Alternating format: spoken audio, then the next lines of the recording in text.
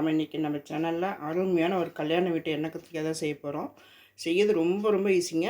ஆனால் வந்து நீங்கள் ஒரு தடவை இந்த மாதிரி ட்ரை பண்ணி பாருங்கள். நீங்கள் செஞ்சு பார்த்தீங்கன்னா உங்களுக்கு இந்த டேஸ்ட்டு பிடிச்சி நீங்கள் திரும்ப திரும்ப இதே மாதிரியாக தான் செய்வீங்க. இது வந்து எப்படி செய்யுது அப்படின்ட்டு வாங்க ஃப்ரெண்ட்ஸ் வீடியோக்குள்ளே போய் பார்க்கலாம். வீடியோக்குள்ளே பார்த்து முன்னாடி புதுசாக பார்க்குறவங்க நம்ம சேனலை சப்ஸ்கிரைப் பண்ணி வச்சுக்கோங்க. வாங்க எப்படி செய்யுதுன்ட்டு பார்க்கலாம். எண்ணெய் கத்திரிக்காய் குழம்பு செய்யறதுக்கு நான் வந்து 1/2 கிலோ கத்திரிக்காயை இந்த மாதிரி 4ஆக வந்து கட் பண்ணி தண்ணியில் போட்டுருக்குறோம். பூச்சி இருக்கா என்னென்னு பார்த்துட்டு போட்டுக்கோங்க. இதுக்கு நம்ம ஒரு மசாலா ஒன்று அரைக்கணும். அதுக்கு வந்து 2 பெரிய வெங்காயம், ஒரே ஒரு கை சின்ன வெங்காயம், இந்த ரெண்டுமே நான் போட்டிருக்கிறேன். ஒரு கட்டி பூண்டு, கொஞ்சமாக இஞ்சி, ஒரு இந்த அளவுக்கு இருக்கும் இஞ்சி எடுத்துருக்குறேன். அதையும் வந்து கட் பண்ணி வச்சுக்கிறேன். இப்போ இதுக்கு வந்து எண்ணெய் ஊற்றிக்கணும். நல்லெண்ணெய் ஊற்றிட்டு கடுகு, மல்லி ஒரு ஸ்பூன், ஒரு சின்ன ஸ்பூன் தான், சின்ன ஸ்பூனில் ஓரளவுக்கு மீடியமான ஸ்பூன், ஒரு ஸ்பூன் மல்லி, ஒரு ஸ்பூன் சீரகம், ஒரு ஸ்பூன் மிளகு, ஒரு ஸ்பூன் சோம்பு, ஒரு ஸ்பூன் கடலைப்பருப்பு, இதெல்லாம் போட்டு நம்ம வறுக்கணும். நான் வந்து அடுப்பத்தை வச்சு ஒரு கடாயை வச்சுக்கிறேன். இப்போ இதில் வந்து நல்லெண்ணெய் ஊற்றிக்கலாம். இப்போ வந்து ஒரு டேபிள் ஸ்பூன் நல்லெண்ணெய் ஊற்றிருக்கிறேன். இதில் வந்து கொஞ்சமாக கடுகு போட்டுக்கணும். கடுகு பொரிஞ்சதுக்கப்புறம் நம்ம எடுத்து வச்சுக்கிறோம் இதெல்லாம் போட்டுடலாம். இல்லை ஒன்றாவே போட்டுருங்க. நல்லா வறுக்கணும். நல்லா கொஞ்சம் கலர் மாறி வரைக்கும் நல்லா வறுத்து வச்சுக்கணும். இப்போ பாருங்கள், இந்த அளவுக்கு நல்லா சவந்துருச்சு.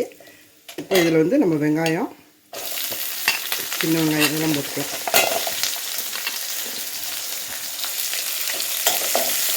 போட்டு இது கொஞ்சம் கலர் மாதிரி வரட்டும். இப்போ இந்த அளவுக்கு கலர் மாறிடுச்சு பாருங்கள். இப்போ வந்து நம்ம வந்து இந்த இஞ்சி பூண்டு இதை போட்டுடலாம்.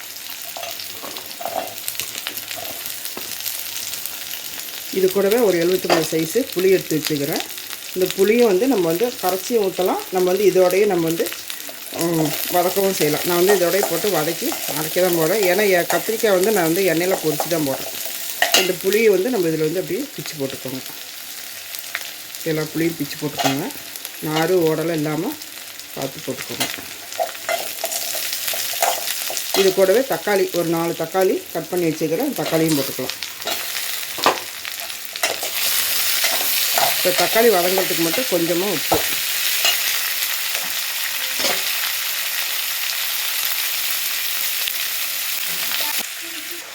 இப்போ பாருங்கள், தக்காளியெலாம் நல்லா வதங்கிடுச்சு. தோலெலாம் வெளியே நல்லா கலந்து வந்துச்சு. இந்த அளவுக்கு நல்லா சுருங்கி வர மாதிரி நம்ம வதக்கணும். இப்போ இதில் வந்து ஒரு டேபிள் ஸ்பூன் வேர்க்கடலை, ஒரு 5-6 முந்திரி உடச்சி வச்சுக்கிறேன். இதை போட்டுக்கலாம். முந்திரி வந்து உங்கள் விருப்பம் தான், போட்டால் டேஸ்ட்டு நல்லாயிருக்கும். அதனால தான் நான் போட்டிருக்கேன். வேர்க்கடலை நம்ம எல்லாருமே வச்சுருக்கோம். இப்போ இது கூட ஒரு அரை மூடியில் ஒரு 1/4 மூடி தேங்காய் எடுத்து வச்சுக்கிறேன். இதையும் நம்ம போட்டுடலாம். போட்டு நல்லா வதக்கி விட்டுருக்கேன். இப்போ பாருங்கள், நல்லா வதக்கியாச்சு. இப்போ இதில் வந்து ஒரு ஸ்பூன் மஞ்சத்தூள், ஒரு ஸ்பூன் மிளகாத்தூள், ஒரு 1.5 ஸ்பூன் வந்து புளிக்குழம்பு மசாலா, ஒரு 2 ஸ்பூன் வந்து குழம்பு மிளகாத்தூள். இதையெல்லாம் போட்டு நம்ம இதில் போட்டுக்கணும். போட்டு நல்லா பெரட்டி விட்டுட்டு இதை ஆற வச்சு நம்ம அரைக்கணும். இது ஆறத்துக்குள்ளார நம்ம வந்து கத்திரிக்காய் வந்து எண்ணெயில் பொரிச்சு எடுத்துடலாம். இது நல்லா ஆறட்டும். ஒரு கடாயை வச்சு நல்லெண்ணெய் வந்து ஒரு 2-3 டேபிள் ஸ்பூன் ஊற்றிருக்கிறேன். ஏன்னா இது கத்திரிக்காய் பொரிக்கிறதுக்கு கொஞ்சம் எண்ணெய் ஊற்றினா தான் நல்லாயிருக்கும். கத்திரிக்காய் தண்ணியிலேருந்து எடுத்து வடிகட்டி வச்சுக்கோங்க. இப்படி ஒன்றுன்னா அதில் போட்டுருங்க. நிறையா போடுங்க. இப்போ கத்திரிக்காய் வந்து எல்லாத்தையும் நான் போட்டேன். இது வந்து நல்லா கொஞ்சம் வதங்கணும். இந்த அளவுக்கு வதங்கினதுக்கப்புறம் நம்ம எடுத்துகிட்டு குழம்பு தாளிச்சிடலாம். இது நல்லா வதங்கட்டது எடுத்து. கத்திரிக்காய் வந்து இந்த அளவுக்கு நல்லா சுருங்கி வரணும். இந்த அளவுக்கு நம்ம பொரித்து எடுத்துக்கணும். இப்போ வந்து அதே வடச்சட்டிலே நான் வந்து கொஞ்சமாக எண்ணெய் எடுத்துட்டேன். அதிலே வந்து கொஞ்சம் வெங்காயம் பூண்டு போட்டுக்கணும். நான் வந்து ஒரு 100 கிராம் சின்ன வெங்காயம் உரிச்சிட்டு கழுவி வச்சுக்கிறேன். ஒரு 50 கிராம் பூண்டு, இது எல்லாத்தையும் நம்ம ஒன்றா போட்டுக்கலாம். நம்ம கடுகுலாம் போட்டு நம்ம அரைச்சிருக்கிறோம். அதனால் ஒன்றும் எதுவுமே போட வேண்டாம். இப்போ இது வந்து கொஞ்சம் கலர் மாறணும். இந்த அளவுக்கு நம்ம இது வந்து வதக்கலாம். இதில் வந்து ஒரு கொத்து கருவேப்பிலை போட்டுக்கோங்க. இது வந்து நல்லா வதக்கிடுவோம். இப்போ பாருங்கள், வெங்காயமும் பூண்டு இந்த அளவுக்கு வதங்கினா போதும். இப்போ நம்ம வந்து அரைச்ச மசாலாவை இதில் ஊற்றிடலாம்.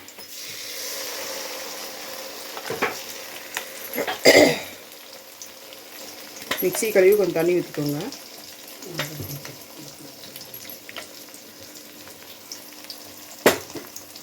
இப்போ மிக்ஸி கழுவி கொஞ்சம் தண்ணி ஊற்றிக்கோங்க. நமக்கு இது வந்து கொஞ்சம் நல்லா நம்ம இதெல்லாம் போட்டிருக்கனால பருப்பெல்லாம் போட்டு முந்திரியெல்லாம் நடக்கலையெல்லாம் போட்டிருக்கனால நல்லா கெட்டியாகும். நம்ம இன்னும் கொஞ்சம் தண்ணி ஊற்றிக்கலாம்.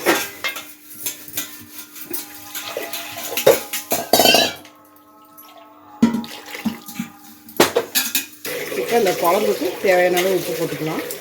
போட்டுட்டு நல்லா கலந்து விட்டுருங்க. உப்பு காரம் வந்து உங்களுக்கு தகுந்த மாதிரி நீங்கள் போட்டுக்கோங்க. உப்பு எச்சா வேணுமா காரம் எச்சா வேணுமா பார்த்து போட்டுக்கோங்க. நல்லா கலந்து விட்டுட்டு ஒரு தடவை ஒரு கொதி வந்தோடனே டேஸ்ட்டு பாருங்கள். ஏதாவது ஒன்று பத்தலை அப்படின்னாக்கா நம்ம மறுபடியும் வந்து கொஞ்சம் உப்பு காரம்லாம் போட்டுக்கலாம். இதில் வந்து மூடி போட்டு நல்லா மூடி வச்சுருங்க. நல்லா கொதிக்கட்டும். இப்போ பாருங்கள் குழம்பு வந்து நல்லா கொதிச்சிருச்சு. நான் வந்து நல்லா கொதி வந்ததுக்கப்புறம் நான் வந்து சிம்மில் வச்சுட்டேன். அதனால் நீங்களும் அந்த மாதிரி வச்சிட்டிங்கன்னா நம்ம ஊற்றின எண்ணெயெல்லாம் மேலே வந்துடும். எனக்கு வந்து உப்பு காரம்லாம் சரியாக இருக்குது. இப்போ நம்ம வந்து இந்த கத்திரிக்காயெல்லாம் இதில் போட்டுடலாம். எல்லா கத்திரிக்காயும் போட்டு ஒரே ஒரு கொதி மட்டும் வந்தால் போதும். ஏன்னா கத்திரிக்காய் நல்லா வதங்கி இருக்குது. நம்ம வந்து குழம்பும் நல்லா வறுத்து அரைச்சிருக்கனால அதுவும் வந்து நல்லா கொதிச்சிருக்குது. அதனால் நீங்கள் வந்து நான் வந்து கத்திரிக்காய் போட்டிருக்கேன். நீங்கள் அதுக்கு பதிலாக வெண்டைக்காய் கூட போட்டுக்கலாம், முருங்கைக்காயும் போட்டுக்கலாம். ஏதோ ஒரு காய் மட்டும் சிங்கிளாக போட்டு செஞ்சிங்கன்னா சூப்பராக இருக்கும். இப்போ இது வந்து எல்லாம் நல்லா ஒரு கொதி வரட்டும். அதுக்கப்புறம் கொஞ்சம் மேலே எண்ணெய் ஊற்றிட்டு நம்ம ஆஃப் பண்ணிட வேண்டியதான். பாருங்கள் நான் வந்து சிம்மில் வச்சு ஒரு 5 நிமிஷமாக கொதிக்க வச்சுட்ருக்குறேன். இதில் வந்து நம்ம வந்து கொஞ்சமாக மேலே நல்லெண்ணெய் பச்சையாக எண்ணெய் தான் எப்படியே ஊற்றிட்டு ஆஃப் பண்ணிடலாம். அவ்வளோதான். இப்போ அடுப்பு ஆஃப் பண்ணிடுங்க.